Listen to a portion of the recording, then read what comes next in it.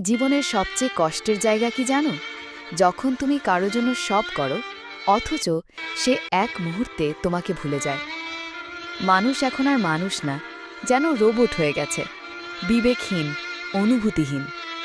কিছুদিন আগেও এক ভিক্ষুককে দেখেছিলাম, বৃষ্টির মধ্যে ভিজতে ভিজতে মানুষের কাছে হাত পাচ্ছিল। কেউ দিল না, বরং একজন হেসে বলল, নাটক করছে। তখন বুঝলাম, দরদ এখন কেবল বইয়ের পাতায়। একটা কুকুর রাস্তায় এক গাড়ির ধাক্কায় পড়েছিল। আমি একা দাঁড়িয়ে থাকলাম পাশে।